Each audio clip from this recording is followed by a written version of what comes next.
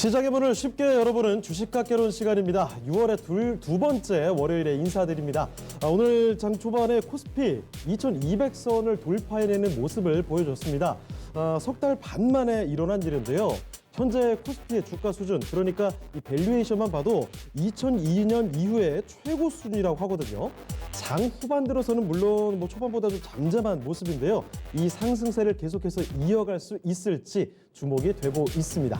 자, 주식학개론 매주 한 주의 시작과 끝, 월요일과 금요일에는요, 바로 이분 모셔보고 있습니다. 토마토 투자클럽 이광무 전문가와 함께 지금 시장의 가장 핫한 키워드 이야기를 전해드리도록 할 텐데요. 자, 이광무 전문가님 인사부터 나눠보도록 하겠습니다. 네, 전문가님 안녕하세요. 네, 안녕하세요. 반갑습니다. 네, 오늘 그 미국 이야기에 좀 집중해보는 시간이 되지 않을까 싶습니다. 네. 아무래도 우리 증시에 이 미증시의 영향을 결코 간과할 수가 없기 때문일 텐데 미국에서 아주 중요한 소식이 들려오고 있다고 합니다. 전문가님, 조 바이든 이 전 부통령이 민주당의 대선 후보로 확정이 되었다는데요. 일단은 조 바이든 이름은 참 많이 들어봤는데 이분이 어떤 분인지 양력에 대해서 좀 궁금하신 분들도 많이 계실 것 같아요. 어떤 인물인지부터 알아보죠. 이번에 벌써 이제 미 대선에 세 번째 도전하는 대권 후보이고요. 네. 그리고 이전에 이 오바마 전 대통령의 이 러닝메이트 역할을 했었던 후보이기도 합니다. 우선은 이제 경력이 좀 화려하기 때문에 네. 이 미국 내에서는 어떻게 보면은 지금 같은 정국이 좀 불안했을 때 가장 안정적인 후보다라고 이야기가 나오기도 합니다. 그만큼 정치를 오랫동안 했기 때문이겠죠. 네. 경험치. 이번에 이제 조 바이든이 이제 미 대선 민주당 후보 될 것이라는 거는 어느 정도 다 예측을 했는데, 네. 우선은 이제 그동안에 코로나 사태 때문에 미 대선에 대한 관심이, 미 대선에 대한 이슈가 조금은 소강 상태였었어요. 그렇죠. 일단 네. 코로나 사태를 정리하고 해소하는 게 먼저니까요. 맞아요. 마침 이제 경제 재개에 대한 신호를 많이 확인을 하고 있고, 그리고 이제 다시 한번 현 정부에 대한 이 정권 재판론 이와 같은 이야기들이 흘러나오면서 이 조 바이든에 대한 이 후보 이 확정에 대한 내용이 조금 더 부각이 되고 있습니다. 네. 후보 내용을 좀 연역을 보시게 되면요, 73년부터 2008년도 때까지 상원 의원을 했다라는 기록이 있고요. 엄청나네요. 35년간. 그렇습니다. 네. 창호 씨보다 더 오래 살았나요? 맞습니다. 이 정도면 예전에 박정희 전 대통령 때부터 네. 아닌가요? 예. 그리고 이 기간 동안에 이제 전체 의회에서 네. 외교위원장까지 역임을 오랜 기간 동안 했었기 때문에 대외적인 이런 활동 능력이 탁월하다라고 좀 칭호가 되고 있고요. 네. 그리고 걸프전이라든지 이라크 전과 같은 주요 정당에 있으면서 네. 이 주요 전쟁에 대한 여러 가지 이야기들을 수행을 했다라는 것도 네. 상당히 기록이 되고 있습니다. 그만큼 혼란스러운 상황 전국들을 수습했던 경험이 있다는 네. 거겠죠.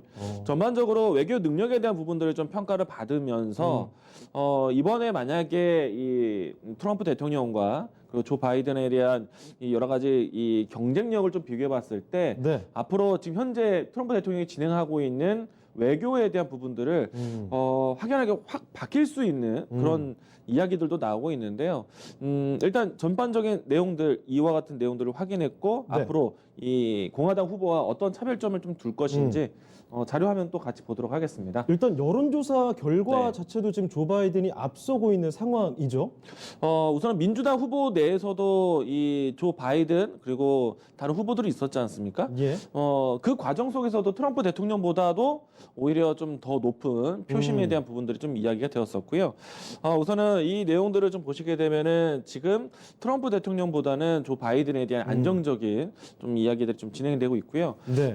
사실 이제 미국 같은 경우에는 전체 이 다수 투표결이 아니라 선거 인단에 대한 이 이야기로 움직이게 되는데 그렇죠. 각 지역별로 해서 표심을 좀 결정하고 참여했던 선거인단이 있겠지만은 결국에는 한 표라도 좀 선거에 대한 표심이 결정되면은 그 지역구에 대한 선거인단 인원이 모두 다 표심으로 바뀌게 됩니다. 그렇죠. 그러니까 한 표라도 이기게 되면 네. 그 줄을 다 갖게 되는 맞아요. 거잖아요. 그래서 경합 지역이 이제 과거 대선 때도 그랬지만은 이번에서도 이 조 바이든에 대한 또 이 트럼프 대통령과의 경합이 만만치 않을 거라는 예상이 나오고 있습니다. 네. 사실 이 표심에 대한 좀 미세한 차이는 우리가 앞으로에 대한 대선의 결과라고 보기는 좀 어렵고 계속 수시로 좀 좀 경합이 나오지 않을까 생각이 되는데 네.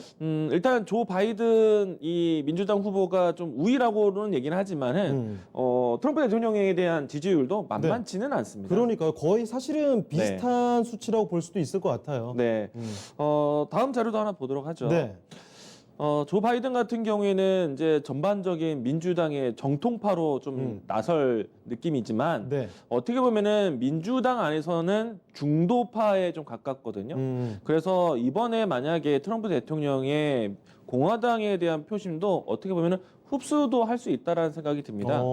왜냐면은 완벽하게 극과 극의 세력이었다라면은 네. 트럼프 대통령의 좀 극단적인 극우적인 내용들도 조금은 좀 경쟁이 되었을 텐데 민주당 내에서 좀 중도적인 좀 인물이다 보니까 공화당의 표심도 좀 받아올 수도 있어요. 네. 그리고 일단은 뭐 정리를 네. 확실히 해둘 필요가 있을 것 같습니다. 민주당, 그 조 바이든의 민주당 그리고 트럼프의 공화당 네. 이런 정책적인 차이들 이렇게 정리가 돼 있는데요. 네. 설명 좀 자세히 한번 들어볼까요? 보통은 우리가 이제 이 내용들을 사회면으로 보겠지만은 네. 결국에는 이 정책에 대한 내용들이 주식 시장에 영향을 주고 있고 그리고 전체적인 지금 같은 시장에서는 투심이 중요하거든요. 네.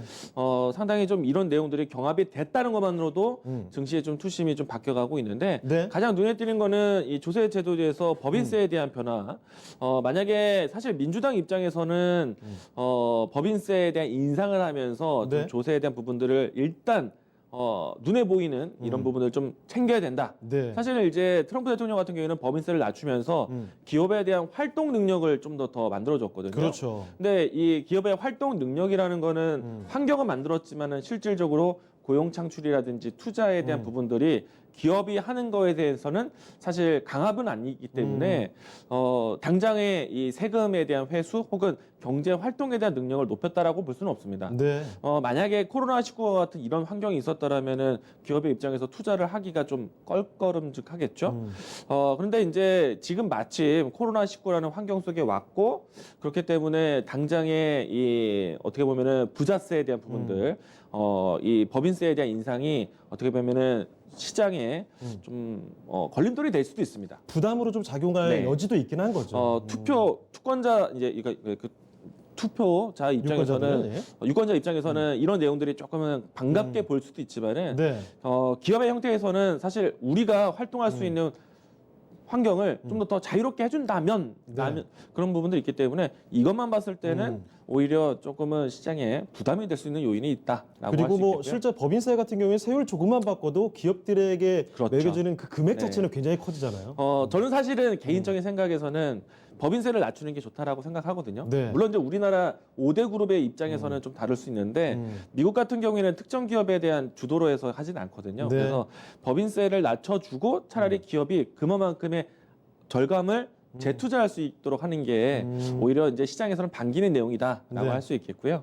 그리고 이 외교 통상 부분이 아마 가장 큰 경쟁력 차이가 될 것 같아요. 네. 당연히 이제 내용이 될 텐데 미국 주도의 뭐 공화당, 그러니까 가장 미국, 그러니까 그 팍스 아메리카적인 내용의 공화당과 네. 민주당도 마찬가지겠지만은 근데 여기에 조금 더 이 관세라든지 또 상호작용에 대한 부분들을 좀 이해를 다시 좀 챙기겠다. 네. 그리고 사실은 그동안에 공화당 입장, 그러니까 트럼프 대통령이 나프타라든지 또 태평양 지구에 대한 부분들 다 빠져나갔잖아요. 맞아요. 그리고 지금까지 네. 했던 거 보면은 아메리카 퍼스트 정도에서 그친 게 아니라 미국만 있어라는 그런 느낌으로 맞아요. 보이기도 했단 말이죠. 그렇기 때문에 이번에 이 내용을 본다라면은 적어도 민주당 이 조 바이든 같은 경우에는 아시아에 대한 입지를 좀 챙겨갈 수 있기 때문에 우리나라 입장에서는 이 내용은 좀 좋습니다. 왜냐면은 이 아무래도 지금 트럼프 정부에서는 좀 압박을 받고 있기 때문인데요. 지금은 트럼프 대통령은 자국의 이익만을 우선시하는 정책일 테지만 네. 조 바이든이 만약에 민주당 쪽에서는 상호 호혜적인 관계라면 조금 더 뭐라고 해야 될까요? 메리트를 줄 가능성도 있다고 그렇죠. 봐야 될까요? 이건 제가 뒷부분 하나 더 자료를 가지고 좀 네. 표를 보여드릴 것이고요. 네, 여기 나왔네요.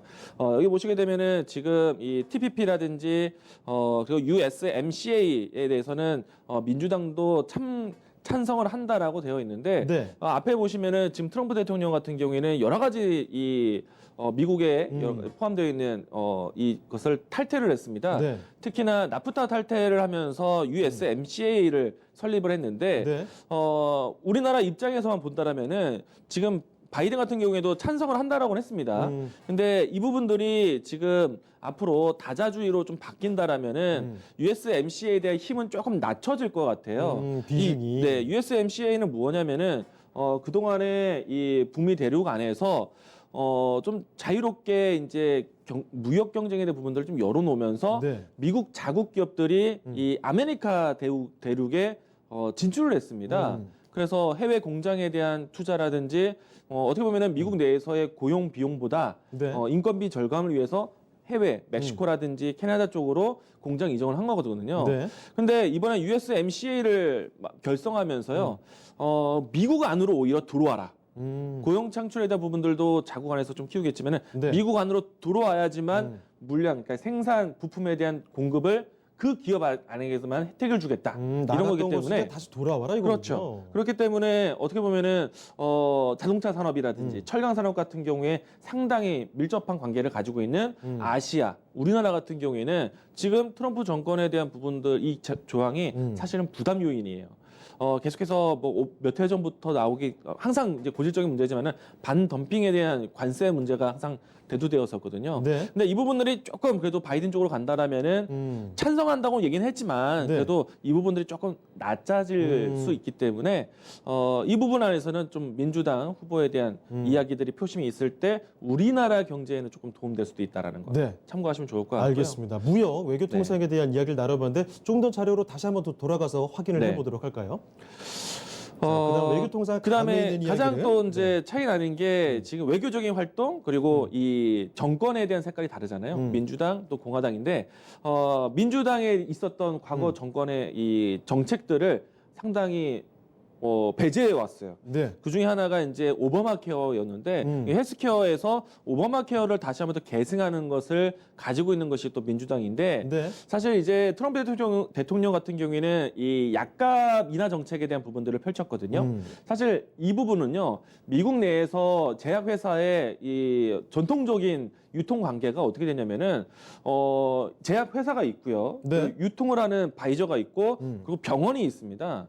그런데 이제 미국 같은 제도 안에서는 이 바이어 이제 중간의 입장에서 유통책에서 병원을 연결하고 제약사를 연결하는 입지가 있는데 이렇다 보니까 이 전통적인 제약 회사들만 계속해서 꾸준하게 이 병원 공급이 되는 그런 일이 있어요. 네. 근데 이 부분들을 약값을 인하하게 되면은 어떻게 보면은 병원 입장이라든지 다른 쪽에서 조금 더 이 뭔가 다른 약품에 대한 사용에 대한 부분들을 열어둔 겁니다. 네. 그래서 이 트럼프 정권 내에서는 이 바이오시밀러에 대한 기업들에 대해서 다시 한번 또 조명받는 그런 이야기들이 나왔는데 네. 사실 이제 이 전체적인 이 캐파로 본다라면은 헬스케어, 오바마 케어에 대한 슬로건을 더 높게 봅니다. 그래서 이전에는 이 바이오시밀러 특정 기업들에 대한 수혜가 있었다라면은 이제는 네. 좀 오바마 케어를 통해서 헬스케어, 의료기기라든지 또 혹은 이제 그 의료보험 혜택에 대한 부분들을 높이는 정책이 나올 수 있기 때문에 네. 어떻게 보면은 제약 바이오 섹터의 힘이 좀 더 폭넓게 좀 더 큰 확장할 수 있는 그런 계기가 될 수 있다라고 볼 수 있겠고요. 예. 그리고 이 정당의 위치가 헬스케어 쪽에 힘을 주게 되면 혹은 헬스케어 쪽에 힘을 빼게 되면은 네. 가장 또 영향받는 산업이 방산업이에요. 방산업. 방위산업 비용에 대한 부분들을 줄이고 하기 때문에 네. 민주당 쪽 하면 당연히 방위산업 비용에 대한 부분들을 줄이면서 헬스케어 쪽에 대한 복지 쪽으로 가고는 것이고요. 예. 이쪽 같은 경우는 전통적인 산업 전방 산업의 투자에 대한 부분들을 이어가는 것이기 때문에 이 부분들도 상당히 차이가 날 것 같고요. 또 추가적으로 이 헬스케어 업종뿐만 아니라 네. 여러 가지 이 성장 주도에 대한 부분들을 산업 정책을 펼칩니다. 그래서 이 트럼프 공화당 입장에서는 전통적인 자동차라든지 에너지에 대한 관심 그리고 민주당 같은 경우에는 헬스케어와 같은 좀 새로운 이 성장에 대한 포인트 그렇게 되면서 IT 기업들에 대한 성장도 챙겨갈 수 있거든요. 네. 그래서 우리나라 입장에서는 사실은 이 바이오실메어 특정 기업들은 트럼프 대통령 주도가 좋지만은 민주당 쪽의 내용들이 있다라면은 오히려 좀 더 좋은 좀 이야기거리가 많은 부분이다라고 할 수가 있겠습니다. 네, 법인세 그리고 이 오바마 케어에 관련된 내용 무역까지도 챙겨봤는데 이민 정책이나 기후 에너지 네. 이쪽은 상대적으로 좀 중요도가 좀 떨어지죠. 이건 좀 사회적 이슈라고 좀 보여지는데 네. 무엇이 맞다라고 저는 판단하기 좀 어렵지만 주식 시장에서 봤을 때는 아마 앞에서 봤던 무역에 대한 외교적인 성격이라고 볼 수 있겠고요. 저는 네. 이제 그 다음 게 더 중요하다고 보여지는데요. 환경 정책에 대한 부분들이 좀 성격이 극과 극입니다. 맞습니다. 트럼프 대통령은 이 환경조합 기구에서 탈퇴를 맞아요. 얘기를 파리 꺼냈죠. 기후협약 뭐 거의 200개의 국가 가까이 다 협약에 가입돼 있는데 네. 미국 나왔어요. 네, 우리는 굳이 왜? 이라는 맞아요. 거죠. 좀 이기적인 내용인데 이것을 다시 한번 이제 들어갈 것으로 보여집니다. 네. 민주당이 좀 표심이 나온다면은 일단은 트럼프가 무조건 나쁘다라고 할 수는 없지만은 네. 지금 조 바이든에 대한 후보 확정에 대한 뉴스가 크기 때문에 이 좀 민주당의 입지 이야기에서 좀 풀어가 본다면은 이와 같이 이제 기후 에너지 환경에 대한 문제로 인해서 친환경적인 내용들을 펼친다면은 신재생 에너지에 대한 관심이 높아질 수 있어요. 그래서 네. 환경 규제, 탄소 배출권에 대한 관련된 기업들을 살펴볼 수 있는 게 지금 이 정부의 이 정당에 대한 네. 색깔이다라고 할 수 있겠고요. 아마 이 부분이 가장 큰 또 차별점이 될 것이다라고 보여집니다. 알겠습니다. 자, 이렇게 보시면요. 민주당, 조 바이든, 그리고 공화당, 트럼프 이렇게 지금 각각 완전 대비되는 정책들 이런 차이점들이 보이고 있습니다. 만약에 조 바이든의 영향이 더 강해질수록 앞으로 변화에 대한 움직임이 감지될 수밖에 없기 때문에 우리가 이런 점들 다 꼭 챙겨줘야 되거든요. 무역에서부터 뭐 세제 혜택 그리고 뭐 기후 여러 가지 것들이 바뀔 가능성도 있습니다. 자, 그렇다면 이와 관련된 종목들이 또 어떤 종목들이 있을지 챙겨보도록 할 텐데요. 자, 그러면 이 바이든 후보 관련돼서 수혜가 기대되는 종목들 어떤 종목들이 있을까요? 우선은 오늘 좀 여러 가지 분야에서 좀 관련주를 찾고 있는데 네. 한 종목이 오늘 상한가를 기록을 했습니다. 인맥 관련된 종목인데 네. 한성기업이 상한가를 가 있어요. 아니 뭐 어떤 인맥이 있는 거죠? 조 바이든과의 대학 동문이다라고 해서 오늘 한성기업이 상한가를 갔는데 네. 절대적인 테마적인 흐름이죠. 이 한성기업의 오너와 이 바이든과의 얼마만큼 대화를 오갔는지는 모르겠지만 맞아요. 그냥 동문이라고 뭐 네. 직접적으로 밀어줄 건 아니잖아요. 그렇죠. 일단은 조 바이든 같은 경우에는 네. 지금 국회의원만 35년 했는데 대학 동기가 기억이 날까 싶은데 맞아요. 그리고 뭐 인맥이 한두 명이 아닐 텐데요. 근데 이제 어쨌든 이 대선 기간이 가게 되면은 인맥을 좀 추종하듯이 맞아요. 이런 테마주를 찾는 것이기 때문에 오늘 한성기업이 상한가 갈만했다라는 생각은 듭니다. 국내에서도 사실 뭐 정책 네. 테마 관련해서 이렇게 인맥 관련한 종목들 많이 부상하는 경우 많았었죠. 네. 대신에 이제 대응에 대한 부분들은 좀 주의할 것 같은데 예. 한성기업 주가 차트 한번 보도록 하죠. 네. 보시게 되면은 사실 한성기업 같은 경우에는 평소 거래량이 많은 기업은 아니었습니다. 네. 오늘 물론 이제 특정 거래량이 크게 유입이 되긴 했었지만은 보통의 거래 유입을 보게 되면은 사실 시장에서 크게 주목받는 기업은 아니다. 조용했어요. 네, 소외되는 종목이었고요. 주가에 대한 변동성을 보시게 되면은 이따금씩 변동성이 나오기도 하지만 전체적인 흐름 사실 거래 유입이 너무나 작기 때문에 주가가 많이 주목받는 종목은 아니었고요. 네. 한성기업이라는 기업에 대한 펀더멘탈도 사실 특정 업종 섹터에 대한 부분들을 받아가면서 같지 않았기 때문에 네. 이번에 테마주로서 좀 좋은 기회, 관심을 받을 수 있는 기회를 맞았다라고 할 수 있겠고요. 네. 이 때문에 내일도 당연히 추가적인 상승이 나올 거라고 보여집니다. 네. 다만 근데 그동안에 이 종목을 유통되었던 주식 수도 작고 그리고 이 시장에 관심을 못 받았었기 때문에 관심 받는 일이 흔하지는 않아요. 그래서 이 종목이 이전에 있었던 매물대에 대한 부담은 분명히 갖게 될 거라서 내일장에서 7,300원을 넘어간다. 그러면 7,300원에 대한 부분들이 계속 유지가 돼야 될 거예요. 그래서 중요한 익절가를 둔다면 7,300원. 그리고 상단에 대한 매물 2차적인 생각은 7,900원 라인대. 이 라인대에 대한 밴드 대응은 필요하다라고 이야기 드리고 싶고요. 네. 그리고 이 바이든에 대한 후보 확정 뉴스가 대선에 승리했다는 뉴스는 아니에요. 그렇죠. 그러면은 시간이 많이 필요로 합니다. 그리고 미 대선에 대한 과정이 어떻게 되는지도 보셔야 돼요. 그렇기 때문에 저는 이 한성기업에 대한 주가 대응은 오늘 상한가에 대한 기록에 대해서는 좀 확정 상한가 계속 유지될 걸 보니까 내일장에서는 차익 실현을 좀 챙겨야 된다라는 생각을 가지고 있습니다. 알겠습니다. 그리고 아까 전에 그 기후 에너지 관련해서도 네. 간단히 좀 언급을 해주셨는데 이 탄소 배출 관련주가 또 있네요. 우선은 이제 중요한 사항이 될 것 같아요. 우선 이 공화당과 민주당의 네. 가장 차별점이 있는 이 내용이 아닐까 생각이 되는데 환경 규제에 대한 관련된 탄소 배출 관련된 종목들은 아마 미 대선이 진행되는 과정까지 계속 회자될 거라고 보고 있습니다. 그래서 우선 관련된 기업들 살펴보시게 되면은 네.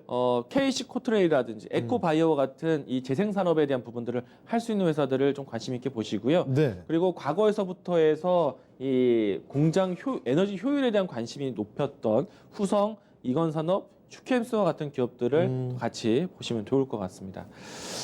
사실 탄소 배출권에 대한 관련된 뉴스들은요. 네. 유럽 안에서 뉴스가 좀 더 잘 나오거든요.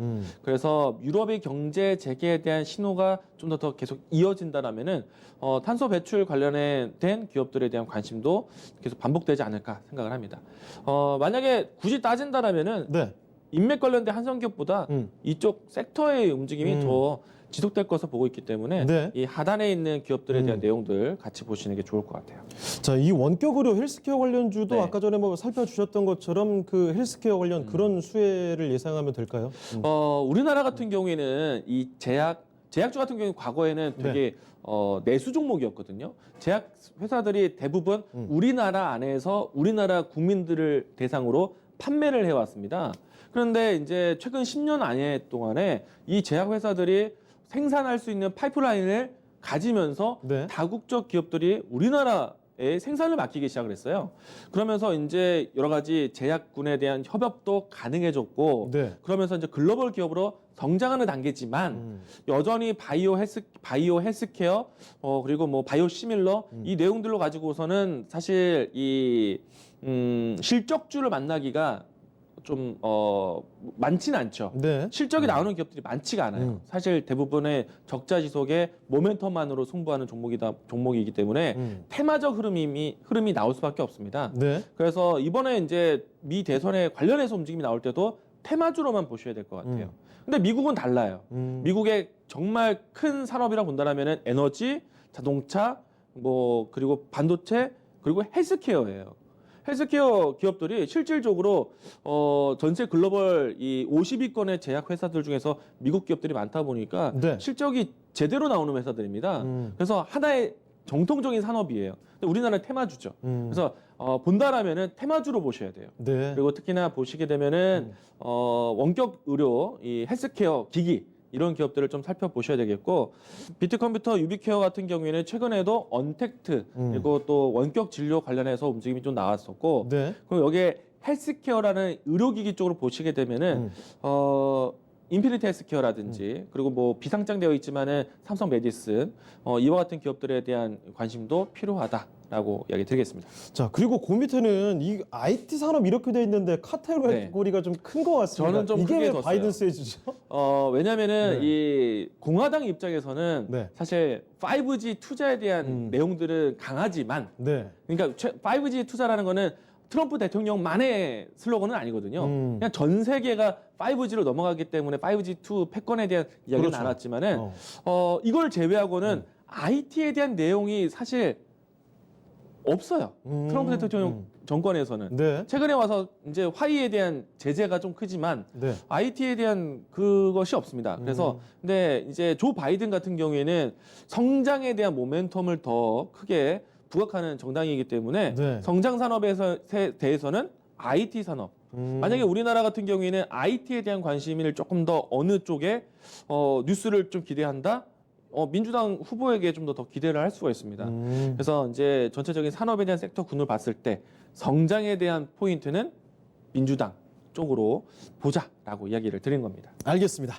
자, 올해 11월에 예정되어 있는 미국 대선과 관련된 소식, 이 조 바이든 전 부통령의 민주당 후보 확정이 되었다는 소식을 전해드렸습니다. 자, 이어서 다뤄볼 주제도요. 사실 계속해서 미국 관련한 이야기를 전해드리도록 하겠습니다. 자주 한번 들어보셨을 거예요. FOMC, 미국 연방공개시장위원회가 미국 현지 시간으로 9일에서 10일에 개최가 된다고 합니다. 있습니다. 주린이 여러분들을 위해서 마침 이 FOMC 이야기가 나오고 있으니까요. 이 내용을 상세히 한번 정리를 해보도록 하겠습니다.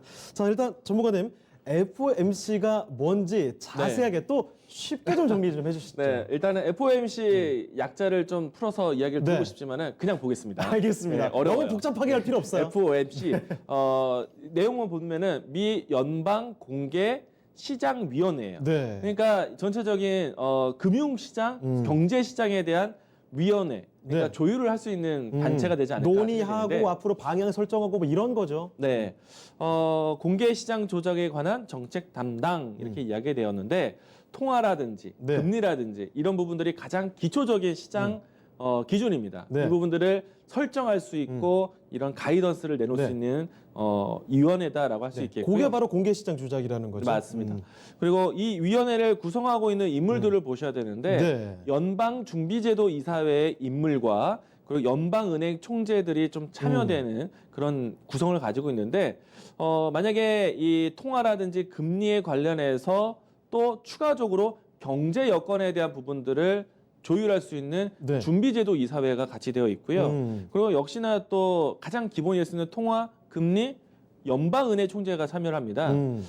가장 중요한 건 뉴욕 연방은행 총재고요. 네. 그리고 11개 이 연방은행들에 대한 총재가 돌아가면서 위원회에 참석하게 되어서요. 네. 대체적으로 인원만 본다라면은 한 11명, 15명 정도 구성해서 굉장히 소수네요. 진행하고 있습니다. 예, 소수의 인물입니다. 알겠습니다. 내용 또 뒤에 보도록 하죠. 네. 보시게 되면은 이 가장 중요한 거는 통화와 금리에 대한 결정권을 가지고 있다라는 거예요. 네. 그리고 독립기관이기 때문에 트럼프 대통령 네. 백악관에 대한 간섭을 직접적으로 받지는 않습니다. 맞아요. 거기서 이제 트럼프 대통령이 어떻게 네. 하라고 해서 움직이는 그런 기구가 아닌 거잖아요.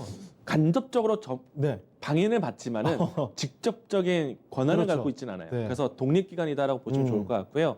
그리고 이 FOMC 같은 경우에는 매년 이제 FOMC 이사록 공개라든지 기자회견이라든지 이런 부분을 진행하는데 네. 정식적으로는 1년에 8번의 회의를 통해서 이와 같이 뭐 대략적으로 1년에 4번 정도 네. 기자회견을 합니다. 그래서 이번에 이제 FOMC 9일과 10일 동안의 회의를 거쳐서 통화와 금리에 대한 정책에 대한 이야기를 네. 들을 수 있기 때문에 이번 FOMC를 또 관심 있게 보셔야 되겠습니다. 뭐 몇 차례 언급을 하지 않기 때문에 여기서 나오는 이제 네. 한마디 한마디가 앞으로 그 경제 방향을 완전히 예측해 볼 수 있는 그런 네. 가늠할 수 있는 게 되는 거겠죠. 맞습니다. 네. 일단 또 다음 내용을 좀 보도록 하게 보면요. 이번에 열릴 FOMC 네. 여기 어떻게 관전 포인트를 봐야 될지가 가장 또 중요한 일단은 내용인 것 통화와 같습니다. 금리의 변화를 예측하기 이전에 네. 지금 우리가 코로나19 사태에 있다는 말이죠. 그래서 이 가장 중요한 거는 코로나19 사태에 경제 회복이 얼마큼 되고 있느냐, 네. 그리고 앞으로 경제에 대한 방향, 속도가 어떻게 될 것인가, 평가가 가장 중요할 것이고요. 네.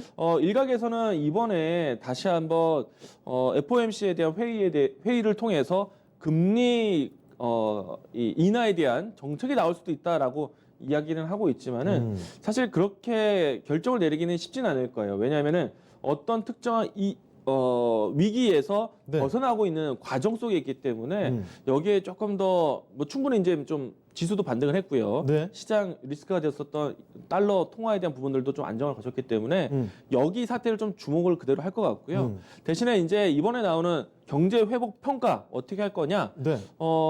경제, 물가 그리고 또 최근 고용 시장에 대한 평가를 가장 중요하게 볼 겁니다. 네. 왜냐하면은 코로나19 때문에 사회 거리두기라든지 이동에 대한 제한이 있었기 때문에 아무래도 이 셧다운 우려가 컸었어요. 네. 뭐 이례적인 사태입니다. 공장이 멈췄다라는 거는 다음 이 공정을 통해서 원료 공급이라든지 원재료 공급, 뭐 이 부품 공급에 대한 차질이 생기면서 한 국가가 아니라 전 세계적인 산업에 대한 부분들이 조금은 모두 톱니바퀴가 어그러졌다고 할 수 있기 때문에 네. 그럼에도 불구하고 경제가 다시 살아날 수 있느냐, 그리고 그로 인해서 주요 고용 지표들은 어떻게 되고 있는가, 네. 이 부분들을 좀 체크를 하게 될 것이기 때문에 중요할 것이고요. 또 여기서 또 중요한 거는 이런 경제 평가뿐만 아니라 경제 평가를 통해서 어떤 조치를 할 것인가. 우선은 가장 큰 조치는 통화량을 얼마나 다시 한번 조절할 것인가. 네. 통화를 더 풀 것이냐, 아니면 통화를 걷어들일 것이냐. 그리고 그 방법으로는 금리를 통해서 통화 조율을 하게 되는데 네. 이번에 많은 예측은 금리 동결일 겁니다. 그런데 금리 인하에 대한 생각을 가지고 있는 리포터들도 많고요. 네. 근데 이거는 좀 열어봐야지 알 것 뭐 같고요. 확정지어서 지금 예단할 수 있는 부분은 아니군요. 네네. 다만 이제 통화 금리에 대한 부분들은 조금은 우리가 지켜봐야겠지만은 채권 매입에 대한 부분들에 대해서는 조금은 우리가 또 새롭게 관점을 기다려야 되는데 최근에 와서 시장의 리스크가 커지게 되면은 네. 사람들이 안전자산 쪽으로 선택하게 돼요. 뭐 예를 들어서 지금 주식 투자하기보다는 금을 산다든가 그리고 만약에 주식 투자하게 된다면은 현물 주식보다는 채권 쪽으로 간다든가 그리고 채권 쪽에서는 신흥국 채권을 사기보다는 네. 제일 안정적이게 보이는 미국 채권을 산다든가 이런 변동이 있다 보니까 최근에 와서 미국 채권들에 대한 변동성이 상당히 컸어요. 채권의 이 가격과 수익률은 다르게 진행되는데 최근에 와서 채권의 수익률이 상승했다라는 표현은 미국 채권에 대한 이 상승률을 왜냐면은 미국 채권에 대한 수익이 상승한다면은 나중에 만기가 되었을 때 그 부분이 다 갚아줘야 되는 이자거든요. 네. 그러면은 물론 이제 미국은 계속해서 자국에 대한 채권을 계속해서 시장에 유통시켜서 자금 유입을 만들긴 하는데 이번에 유난히 큰 수익률을 보았을 때 수익률을 이자를 많이 줄 필요는 없잖아요. 그 부분들이 좀 조율이 가능한가? 근데 채권 변동에 대한 부분들을 잡아주게 되면은 이게 현물 시장에 영향을 크게 주게 됩니다. 네. 채권 수익률에 대한 억제가 이번에 추가 채권 매입을 결정할 것인가? 변동성이 있었기 때문에 채권 매입에 대한 결정 여부를 이번 FOMC에서 중요하게 볼 겁니다. 네. 근데 사실 하나하나 경제적인 용어를 보게 되면은 FOMC에 대한 내용이 어려울 수도 있어요. 네. 그런데 우선은 이번 6월 달에 전반적인 총평은 코로나19의 위기를 지금 지났나 그러니까 바닥을 쳤는가에 대한 네. 확인만 이 정도는 우리도 예측을 할 수 있잖아요. 우리가 이제 전 세계적으로 코로나19가 여전히 지속되고 있지만 네. 그래도 다시 한번 경제 활동 재개에 대한 목소리가 나오고 있고 네. 그리고 어제 같은 경우에는 미 고용 지표에 대한 이야기들이 주말까지 내내 뉴스가 나왔었기 맞습니다. 때문에 경제 회복이 되고 있을 것이다라고 네. 긍정적으로 생각을 하고 있단 말이죠. 그렇기 때문에 이 FOMC에서 좀 더 네. 명확하게 정의적으로 네. 내려준다라면은 증시에 대한 투자 심리가 상당히 가벼워질 수가 있습니다. 그러면은 지금 나오고 있는 뭐 시장에 대한 어떤 낙관적인 전망들, 네. FOMC도 이 낙관적인 전망에 좀 합류하는 쪽으로 예상을 좀 하고 계시는 건가요? 그렇죠. 물론 이제 경계는 할 거예요. 네. 속도는 빠르지 않을 것이다라는 예측 그리고 아직까지는 우리 FOMC가 나서서 통화라든지 금리에 대한 변동을 줄 이유는 없을 것이다. 네. 근데 사실은 이거는 리포터마다 이제 생각이 다를 수 있기 때문인데 네. 저는 그래도 적어도 지금 요 추이로 가자라는 포인트로 나올 것 같고 경계에 대한 목소리 나올 겁니다. 만약에 코로나19가 아직까지는 백신과 치료제가 나오지 않았기 때문에 네. 이 현상이 계속해서 걱정과 방역에 대한 부분들을 계속 신경을 써야 되거든요. 어느 순간에 방심하게 되면 확진자가 확 늘어날 수 있는 불안감을 가지고 있기 때문에 코로나19 백신과 치료제가 개발하기 이전까지는 각국의 주의가 필요하고 경제적인 요건에 대해서 상당히 조심스럽다라는 평가는 나올 수 있어요. 그런데 가장 중요한 포인트는 코로나19에 의해서 가장 큰 위기를 벗어나고 있는가 네. 이거에 대한 평가가 나온다라면은 FOMC에 대한 결과 상당히 만족이 되지 않을까 생각을 합니다. 네, 알겠습니다. 자, 오늘 이렇게 이광무 전문가와 함께 두 가지 키워드를 가지고 이야기를 풀어봤습니다. 첫 번째, 미국 대선과 관련된 소식이었죠. 민주당의 조 바이든 후보가 확정됐다는 소식 전해드렸고요. 그리고 곧 열리게 될 FOMC와 관련돼서 이 내용들을 좀 정리를 해봤습니다. 관전 포인트들 지켜보시길 바라고요. 자, 그러면 오늘 도움 말씀 주신 이광무 전문가는 이쯤에서 인사드리도록 하겠습니다. 네, 전문가님 고맙습니다. 네, 감사합니다. 자, 이제 슬슬 오늘 장도 마무리할 시간이 다가오고 있습니다. 아직까지는 코스피와 코스닥 모두 상승권에서 지켜가고 있는 모습인데요. 끝까지 방심하지는 마시고요. 신중한 대응하시길 바라면서 오늘 인사 말씀드리겠습니다. 자, 주식학교는 여기서 마치도록 하겠습니다. 지금까지 다양한 투자 판단에 대한 도움 말씀드렸습니다만 특정 종목의 상승과 하락을 보장하지 않습니다. 이 점 꼭 명심해 주시고요. 그럼 저희는 내일 이 시간에 다시 뵙겠습니다. 고맙습니다.